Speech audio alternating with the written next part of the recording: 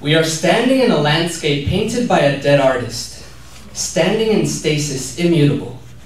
We take up a tiny corner of the picture, 2 brushstrokes the world doesn't care for, your hand is in mine, but it's not real.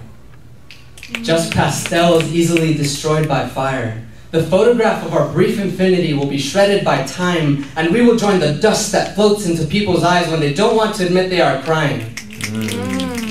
Filmed in high definition, you and I are extras in a movie. We walk under a gray, non-distracting umbrella, shielding us from rain, coming from a hose attached to a water tank in the middle of a Hollywood studio. It's all an act.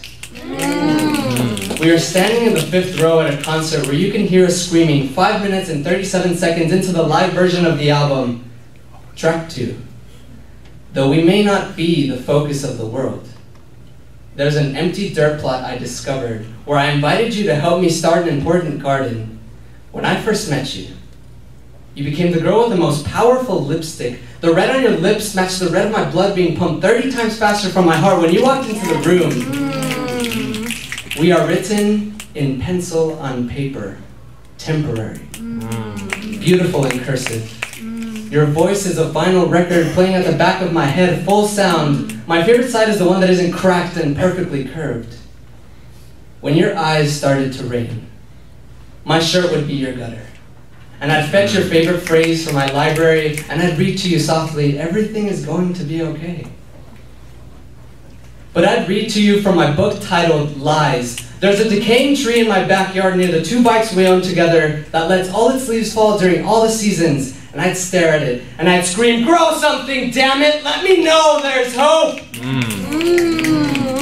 Please. Please. But year after year, not a blossom in sight, and even though I expected something, I did nothing. You were a flower left standing still after a brush fire, resilient. And I picked you up without thinking of your root. And I still tried to help you, but could do nothing. It was far too late. Your favorite song is stuck in my head as I lay in bed looking out the window, out to the world where I built my foundations on your promises, and the building still collapsed. Our garden now only holds a few chrysanthemums and orchids, but in each speck of color, I swear I can see your eyes reflecting the sun as they look out upon the sea, hopeful about us. This was our 3rd date.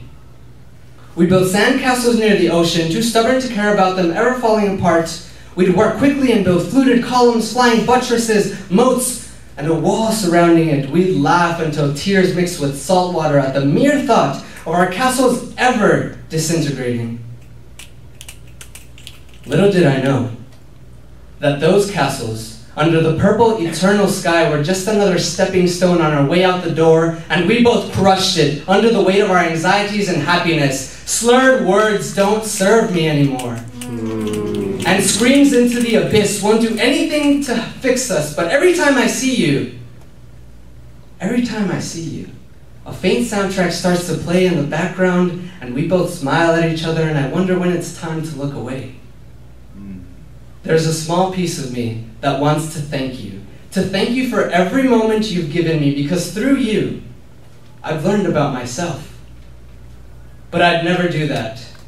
Because bringing something back to life within me, it means I'd have to walk into my library, fetch my book titled Lies, and read to myself, everything is going to be okay. But it won't.